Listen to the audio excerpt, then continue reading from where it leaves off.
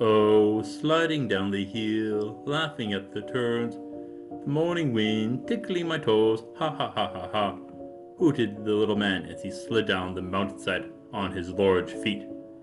It was almost as if he had been born with skis at his ankles. Wind didn't whip his frozen beard around as he sailed onwards. He was alone on the mountainside after an avalanche came through, knocking down trees and throwing boulders about. A mess I tell you. What caused it? That he couldn't figure out.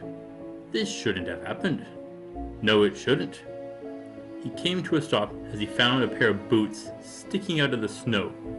Human-sized boots. The little man dove into the snowdrift like a fish into water. A moment later, he uncovered a frozen but alive Captain Lark.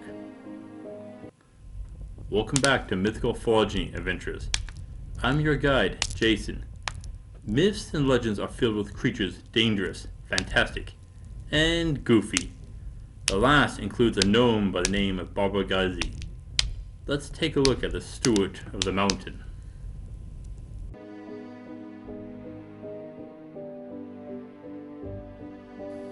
The Barbegazi comes from French and Swiss mythology. He is a gnome, shorter than a human with a large beard.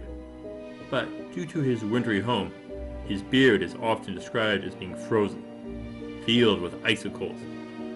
The body is covered in white hair like fur, but they are often seen wearing fur coats, more for modesty than warmth. Most notable of all is their oversized feet, once so large that they can be used as snowshoes or skis. They slide down mountains they live on. It is only during the winter months that they are active, and even then, they don't go past the timberline. This occurs at about 5,000 feet or 1,500 meters on the southern slopes of some of the higher mountains in the Alps. Most of these mountains reach heights of 4,000 meters or 1,300 feet. That leaves an area of about 8,000 feet or more for our Barbegazi to live in. They could go lower in the winter, but it seems that they don't like leaving their home. Fear of being trapped down low as the temperatures rise, an island situation for their populations. Now, at the tops of these mountains, they are covered in glaciers with limited melting. Barbegazi are an oddity amongst most races. They sleep in the summer and are active in the deep winter. They can't survive warm weather, but are fine in the bitter cold temperatures. If taken to a warmer climate, they will die. So, we've got a few problems. This is backwards for all other animals. Extreme cold is dangerous for two reasons. First off, freezing of fluid and tissues, frostbite. The second is many enzymes don't function at their best outside of an ideal range, both cold and heat. In order to make the Barbegazi work, we'll need to rework their systems. First up, a way to prevent the body fluid from freezing. There are a few ways to make this work. Salt water freezes at a much lower temperature. Now, salt isn't necessary, but that could be a common one. Other compounds would work as well. Salt would just be the most logical. After that, we need to adjust the operating range for the enzymes in our gnome. You could have our salt amount into a modified enzyme. Overall, this is fairly simple, but this brings up one of Barbegazi's weaknesses. They can't stand temperatures much above freezing. For them, those temperatures will bring about the effects of heat exhaustion and heat stroke. The enzymes in their body will be denatured, and their body will not be able to thermoregulate, thus deadly with prolonged exposures. Barbegazi's feet are our next topic. Skis are smooth and often waxed to allow them to sail down the heels, but this won't work with normal feet. We'll need to make their feet smooth on the bottom. Not great off the snow, but Barbegazi rarely gets off it. One option would be to modify and remove all the grooves and lines in their feet, thicken up the toes, and flatten the arch out. This will give us a very flat foot and perfect for distributing the weight over the whole foot. Except that means the body would be located above the heel and it will sink. To fix this, let's extend the heel back, more of a snowshoe design. What about secreting something from its feet to lubricate it for sliding? I am going to say no. If we keep the salt solution, it would be slow to freeze, but increases the risk of dehydration. That is, unless you can link it in the urinary system. But I am going to lean against this. I don't think it will be necessary if we have the feet done right.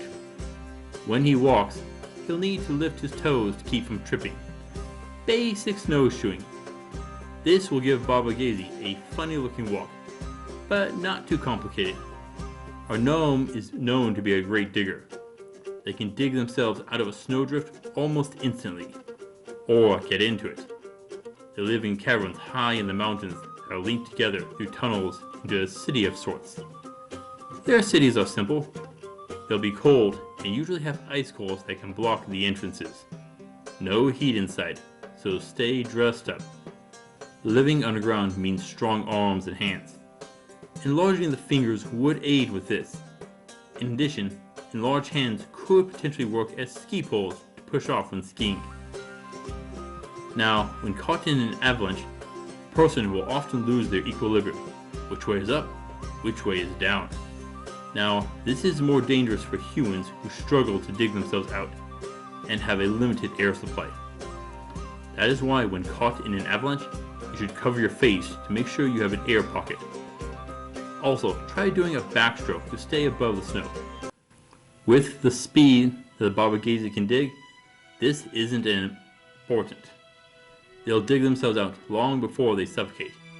And if they go the wrong way, well, they'll find out in a second or two. Barbegazi are friendly and well known for warning mountaineers of impending dangers. They'll even herd lost sheep back home. Their native language is a series of whistles and hoots. It could take a bit to learn, but are sounds a human can make. They won't cook their food. Nope. Cold food only. Right from the freezer, and a warm meal for them comes from the fridge. They'll feed on frozen sheep meat, small birds, and rodents, and small high mountain shrubs and other plants.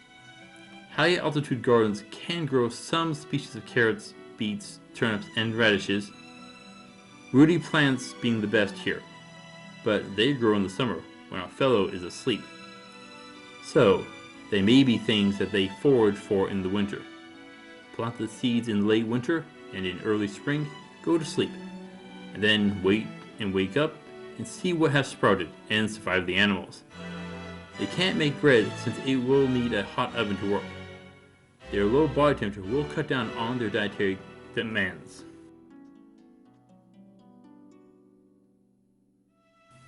Conflicts with Barbegazi are rare, usually because someone was damaging the mountain or desecrating it.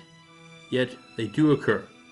So how do we defeat our frosty gnome?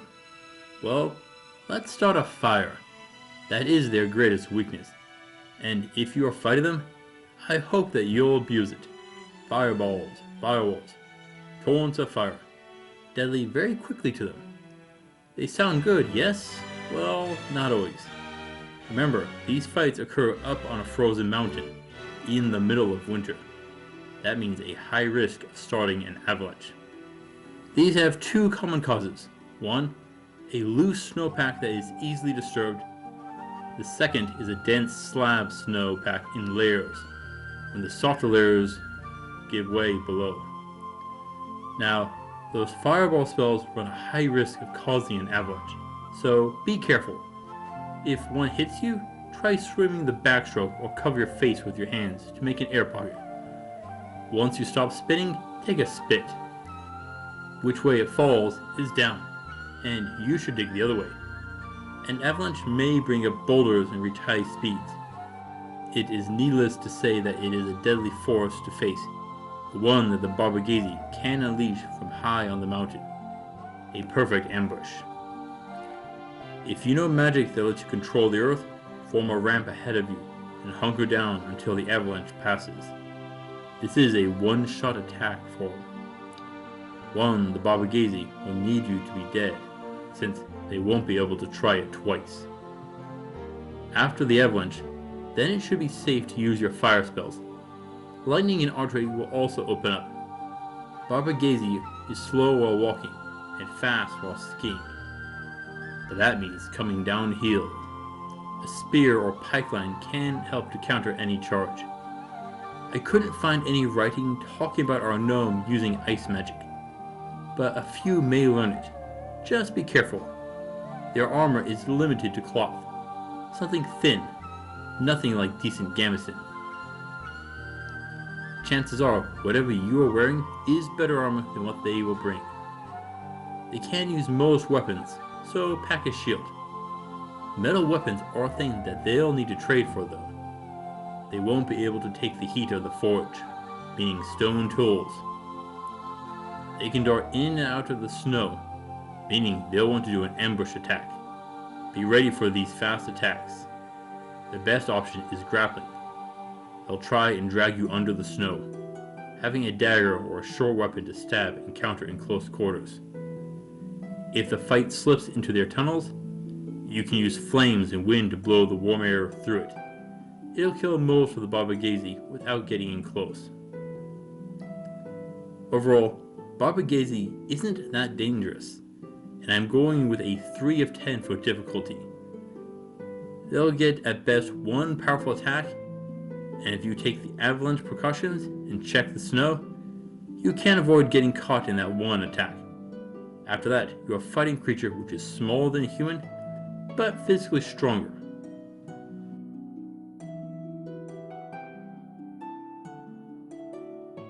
Yet, Barbegazi aren't hostile. They're more than willing to work with humans, save them, even warn them about dangers that are up on the mountain. Yes, these are beneficial creatures, which are allies. The only way to bring down their wrath is to damage their mountain.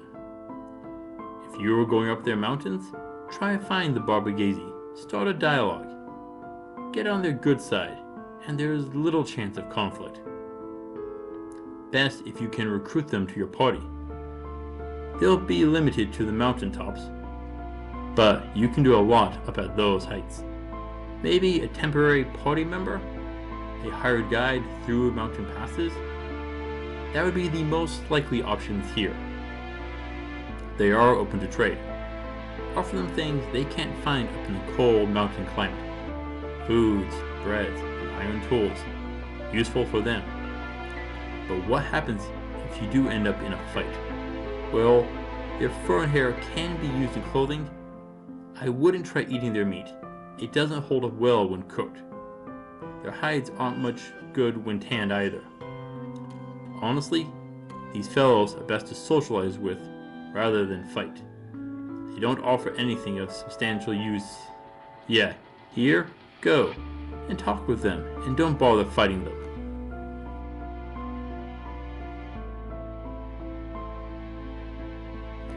Captain Lark's mind was slow to stir.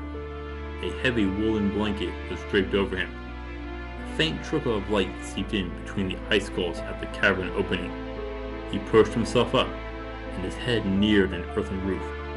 "Ah, you're awake, I see," a strange voice called out. "I found you in the snow, that I did. You looked a little cold there, human." Captain Lark looked about, but couldn't see the source. He raised his hand to conjure flames, but someone gripped his hand. "Ah, you are a mage, I see. Well, no fire in here, please. You don't want to be cooking your rescuer, right?" Thank you," groaned the man. "Now, let's get some food in your belly, and you can spin me a tale of how you landed yourself head down in the snow. That isn't a smart place for a human to be, or so I hear." The Barbegazi is a bizarre race, adapted to the cold, but trapped up in mountains due to their weakness to even mild warmth. They are friendly and are more than willing to be your friend, so long as you respect their home. Thank you for watching, adventurers. Please return next week, where we shall be meeting the Yuki Onna, Until then, I'll see you on the roads.